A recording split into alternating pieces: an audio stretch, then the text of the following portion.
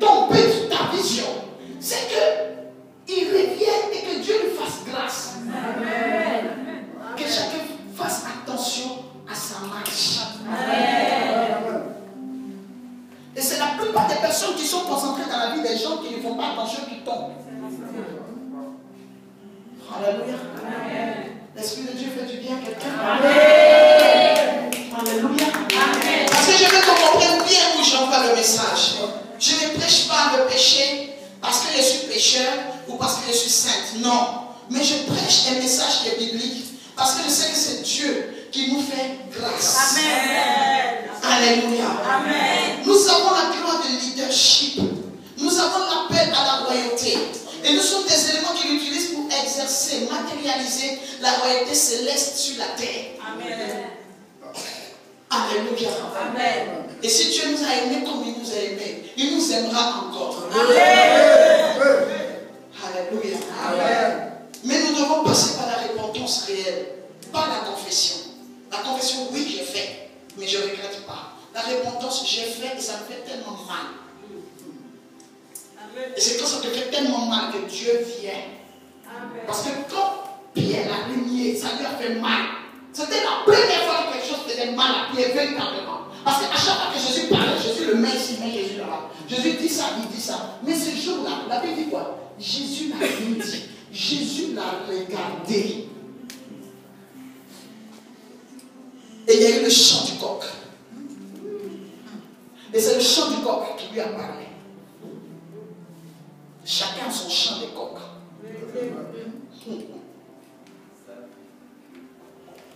Si à ta génération, les démons de ta famille sont calmes, gloire à Dieu. Je vous ai dit, ils se multiplient, se développent, se multiplient, se propagent. Si à ta génération, ils sont calmes, la gloire à Dieu pour ta vie. Mais il y a des personnes, ça même qu'on a que tous ces réveils. Alléluia. Alléluia. Amen. Mais je vais revenir encore dans le message. Mais l'Esprit de Dieu est en train de parler à quelqu'un. Amen. Que l'Église entende et surtout comprenne ce que l'Esprit dit ce soir. Amen. Mais pour vous confirmer que le péché n'est pas bon, raison pour laquelle on prêche, afin que l'Esprit de Dieu fasse son travail. Quelques années après, vous avez vu la malédiction qui a été libérée. David ne va pas mourir, mais à cause du fait que les ennemis de Dieu ont eu la possibilité maintenant d'avoir la parole. On a dit qu'il y aurait maintenant l'enfant qui était dans le ventre de Bathsheba qui va mourir. Alléluia. Mais quelques années après, pourquoi nous sommes en train de nous battre seulement pour notre délivrance réelle? Nous voyons que l'esprit qui s'était calmé, après que Bathsheba ait fait cet enfant et que l'enfant soit mort, elle a pris notre process, elle a fait un enfant parce qu'elle est devenue une femme officielle de David. Je vais vous dire aussi quelque chose, l'esprit me dit quelque chose. Vous savez, je suis en train de comprendre que si David devait faire un enfant avec Bathsheba, Dieu aurait créé les circonstances. Parce que Abigail, le jour où David a rencontré Abigail, elle était mariée à Nabal, le fou. Nabal était vivant, c'était une femme mariée. Mais puisque Dieu avait prévu qu'au milieu des femmes de David, il y ait Abigail, il a permis que Abigail soit veuve. Et elle est devenue épouse de David. Ce qui veut dire que peut-être que David n'aurait même pas eu besoin de tuer Uri. Parce que quand vous observez bien, quand vous voyez la suite des événements, c'est comme s'il y avait déjà un projet préparé par Dieu. Parce qu'elle ne peut pas finir de faire cet enfant qui meurt et que l'enfant qui vient soit comme un regroupement, une tontine spirituelle dans un ventre. Salomon vient avec une beauté, une grâce, une intelligence, une richesse, un impact hors du commun. Vous comprenez? Donc on pourrait, si nous voulons réfléchir et aller loin, dire qu'il pouvait avoir un projet divin concernant Bathsheba. On ne peut pas comprendre Dieu. Ça là, c'est le moment où je vous dis toute prophétesse que je suis. Il y a des choses là dans lesquelles je ne veux pas entrer. Tu vas devenir fou. Prends seulement ce qu'il s'est dit. Toi, un enfant, soit comme un enfant, soit idiot. Oui, j'ai compris. Les autres disent que nous sommes idiots, non les évangéliques, nous ne sommes pas idiots. C'est comme ça que notre histoire est. Alléluia. C'est pour cela qu'il dit que la prédication de la croix est une folie pour ceux qui ne la connaissent pas. Alléluia. Mais ce n'est pas à nous d'aider Dieu, vous comprenez? Ce n'est pas à nous d'aider Dieu. Nous avons vu Ouza qui a voulu aider l'âge de l'Éternel, l'âge de l'Éternel l'a tué. Mais ce n'est pas parce que l'âge de l'Éternel était une âme meurtrière à souhait. D'accord?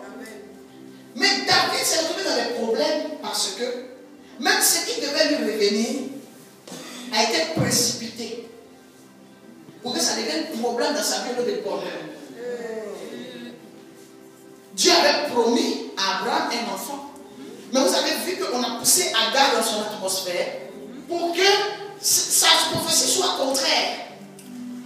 Mais Dieu, oh, j'aime ce Dieu-là. Il met l'ordre avec les autres. Il a pitié des compatissants. Alléluia.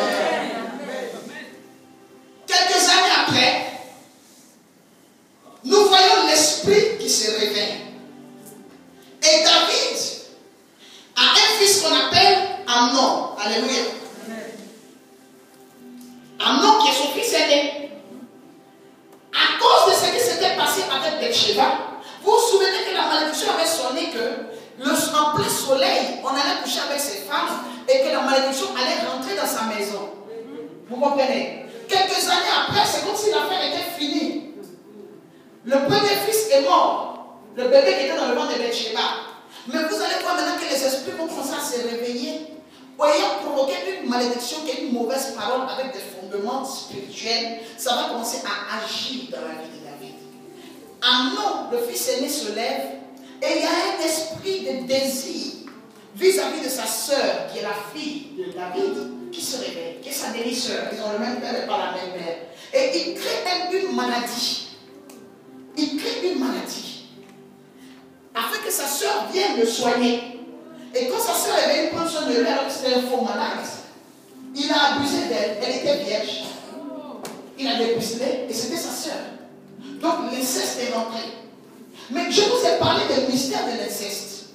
L'origine de Ruth la Moabite, qui était l'aïeul ou l'arrière-grand-mère de David, c'était une Moab. Elle vient d'un peuple incestueux.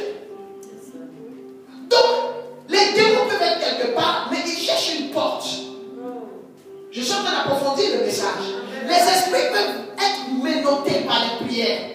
Ils sont bloqués, ils n'ont plus accès à nous. Mais ils vont chercher une porte d'entrée. La Bible dit quoi? Qu'il faut qu'il y ait une brèche pour que le lézard passe. Donc c'est la brèche là que nous sous-estimons, nous négligeons quelquefois, mais qui est le réel problème.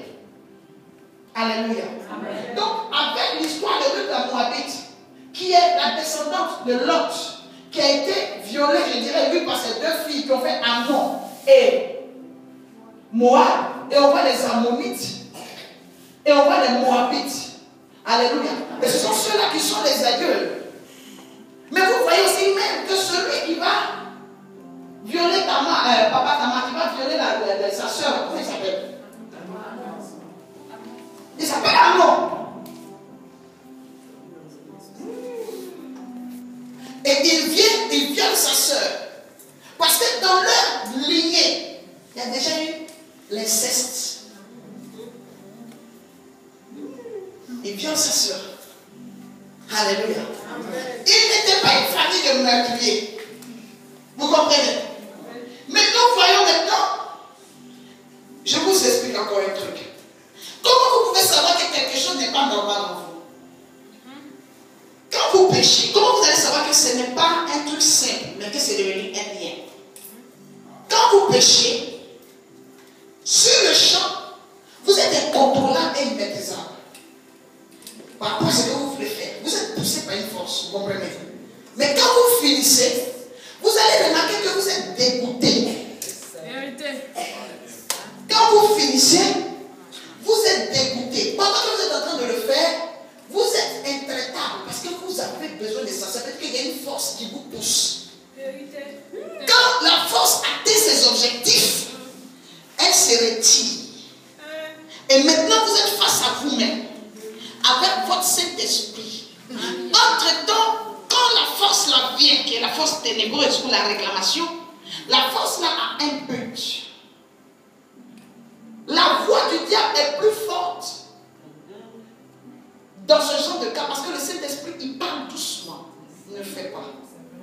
ne fais pas. Le gars te dit fais, si, j'ai dit fais, il n'y a rien, fais.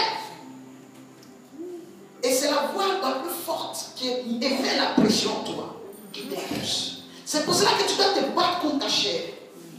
Afin que ton esprit se développe. Toute la vie de prière qu'on vous fait, le footing, l'entraînement qu'on vous fait dans la prière, dans le jeûne, tout ça c'est pour vous approcher du royaume afin que vous deveniez plus spirituel que charnel. C'est quand vous allez devenir spirituel et que vous n'allez pas vous croire Highlander immortel et que vous allez savoir que le diable vous guette, donc vous allez mesurer vos pas, vous allez être simples comme des colombes mais prudents comme des serpents, dit la Bible. C'est là que vous allez commencer à avoir des victoires. Et il y a des personnes vraiment qui sont spirituelles mais qui se sont retrouvées dans des problèmes comme Samson par immaturité. Samson il avait la force mais il était immature parce que lui pour lui sa force était suffisante pour tout régler. Ton don spirituel, ton talent, ton potentiel n'a rien à voir avec le carrefour où le diable t'attend. Il ne frappera pas dans ta force parce que ton don spirituel est ta force. Il te guettera, il t'étudiera, il t'observera pour voir la faille. Il va fouiller ta vie, il va chercher dans ta manière de penser, de faire, dans ta manière de parler, même ce que tu libères de temps en temps dans ta colère contre Dieu. Il va voir que tu n'es pas aussi spirituel ou aimeur de Dieu que ça. Et maintenant, il attend toujours le temps favorable pour placer ses biens. Et quand tu finis comme ça, tu tombes, tu as honte. C'est la preuve qu'il y a un esprit. Parce que quand tu finis avec cette honte-là, je vais t'expliquer ce que tu fais. Tu dis, moi, non, c'est fini. Je ne fais plus. C'est parce que je dis, il y a besoin de 100 000. C'est à cause de l'argent là. Mais il va toujours créer un problème, tu auras toujours besoin. La dernière fois, tu as dit que tu as chuté pourquoi? 100 000. Hier, tu as chuté pourquoi? 200 000. Ma petite 200 000. Alléluia. Donc, tu auras toujours une raison. Mais à chaque fois que tu dis non, je ne fais plus, et puis tu es sérieux, hein? C'est fini. Mais tu te retrouves encore en train de faire. Mon ami, ce n'est plus simple. C'est devenu compliqué. Il y a affaire en bas. Il faut bien fouiller. On va trouver une origine au travers de la traçabilité. Amen. Alléluia. Amen. Et quelqu'un doit se dire, mais cette affaire est compliquée. Alléluia. La preuve qu'il y a une possession, c'est quand tu rechutes. C'est qu'il y a une possession. C'est comme des fois, nous ne nous sentons pas bien, nous prenons des médicaments, par contre le palu. Hein, ma fille? Mais si tu te traites mal, tu fais une recette. Tu dis, mais à toi, maman, j'ai fait un truc contre la grippe. Entre-temps, tu as sauté 4 comprimés, tu sais. Les comprimés, là, sont là. Hein? Le Coartem, je ne sais pas quel comprimé tu prends là. Il y a un que tu n'as pas pris. Surtout qu'on prend 4 là. Il y a une dose que tu n'as pas prise. C'est ça qui est en train de te fatiguer. C'est pour ça que dans ta dose de délivrance, il faut tout faire. Amen. Il ne faut pas dire non, ça je suis fatigué, j'ai trop fait. Il faut faire seulement. Tant que tu n'as pas le résultat, tu continues de faire. Alléluia. Et vous devez savoir que nous devons nous lever, nous battre, parce que tout ce que nous ne maîtrisons pas, nous maîtrise. Ce que tu ne maîtrises pas, te maîtrise. Il faut qu'il y ait un entre vous qui soit en position de force. C'est pour ça qu'il faut que tu te battes pour contrôler les événements et maîtriser les choses. Par la puissance de l'onction. Alléluia. Mais regardez, quand vous prenez le livre de Lévitique, la Bible dit quoi? Que au temps de Lévitique, entre-temps, David c'était les gars de l'Ancien Testament. Lorsqu'un homme viole sa sœur, il devait être banni. Mais je vais vous expliquer ce que le péché, vraiment tant que concert fait, pour que j'arrive aujourd'hui. Le péché dans ta vie est poussé par l'ennemi pour te fragiliser. Parce qu'aucune prophétie que Dieu donne à quelqu'un qui doit monter est une petite prophétie. Il peut te donner en partie, mais dans les événements, on voit que notre destinée est grande. Donc l'ennemi est obligé de te positionner quelque part pour te fragiliser. La preuve, le jour où officiellement aujourd'hui on a annoncé que que Jésus-Christ était le Messie.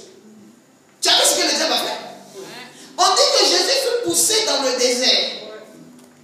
On dit que l'Esprit poussa Jésus-Christ dans le désert. Mais lorsque Jésus allait dans le désert, le diable est venu pour les compromis avant la mission. Il est venu pour chercher à le compromettre afin qu'il y ait une porte pour que lui, le diable, il entre. Quand il a cherché la porte, il a dit il est écrit, le monsieur dit il est écrit. Il dit il est écrit, le monsieur dit c'est moi-même qui ai écrit. Il dit il est écrit, le monsieur dit moi-même j'ai écriture. Il dit il est écrit, ils ont fait ça. La Bible dit quoi? Le serpent est parti. Attendant le moment favorable. Il est allé prendre ses disciples. Il a introduit pour lui dedans. Il a tout fait. Les pharisiens sont venus. Judas a tout essayé. Ça n'a pas marché. Ils sont retrouvés à Gethsémani. Jusqu'à la croix. Est-ce que vous comprenez? Donc la présence de l'ennemi a un but. T'es fragilisé. Lévitique 18 dit que si on viole, celui qui a violé, on doit le bannir. Mais il y a des décisions que tu ne pourras pas prendre. Même aujourd'hui, ces messages-là, il y a des personnes qui les prêchaient mieux que moi. Mais aujourd'hui, qui ont eu des problèmes pour les prêcher parce que l'ennemi a fragilisé leur parole. Comme David avait violé, bon, pas violé, mais il avait couché avec Bathsheba, et que le mari de Bathsheba était mort, qu'il avait fait tuer, quelqu'un comprend? Il ne pouvait plus parler parce que l'affaire était sûre dans toute la ville. Tout le monde connaissait l'histoire. Vous comprenez? Donc quand son fils Amnon maintenant a fait, il peut parler sur tout, mais sexe là, il ne peut plus parler.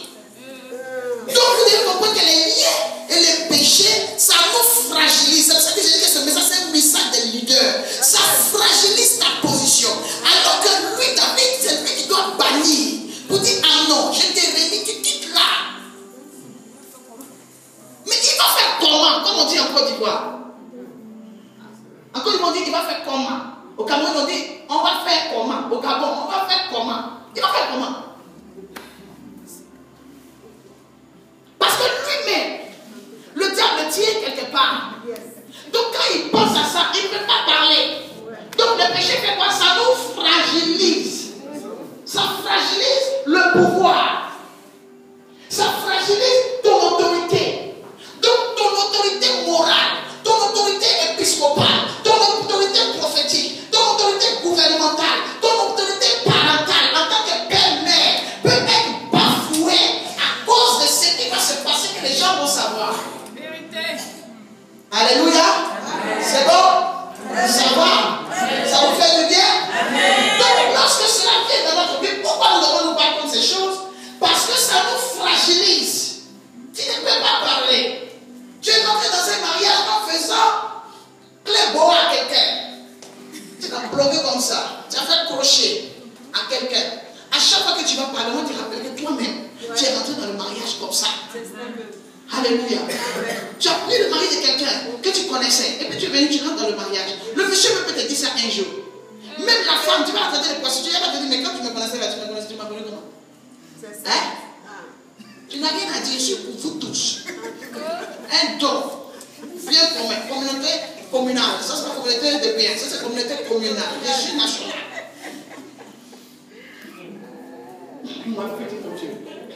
Tu comprends? Si ton mari, tu étais maîtresse, tu as commencé maîtresse. Aujourd'hui, tu es dans ton mariage. Hein? Mais tu ne vois pas que quand le monsieur veut sortir, quand tu commences à dire, regarde, pardon, pas me fatiguer. C'est ça là que mon ancienne femme a fait, puis il est laissé. C'est les contrôler comme ça, les contrôles, et puis les traîner. Les contrôles comme ça, que je ne supporte pas du tout, mais elle n'en a pas du tout. Donc, il ne faut pas m'emmerder. Toi, mais je t'ai connu comment? Oh, parce que moi, il prend les clés, il part, le parfum, plutôt le quartier, il part comme ça. Il claque, bon, je suis parti n'importe quoi. Tu as 6 ans, tu te dis, mais attends, le gars, il est fou, c'est mon mari, et puis une fois qu'il te dit, toi, tu racontes quoi? C'était comme ça, quand tu donnes les coubestines à la femme, c'était comme ça. Donc, ça fragilise ton pouvoir. Mais lorsque, même si ton mari, c'est un ex-divorcé, un veuf ou consort, que tu rencontres, tu n'es pas venu lutter avec une femme, il était très libre, très célibataire, puissamment célibataire. Quand tu l'as rencontré, tu dis, hey, quand on s'est connus, on se connaît, on se connaît. Les femmes sont pas la preuve. Quand on s'est connus là, pardon, il n'y avait pas de femme. Dès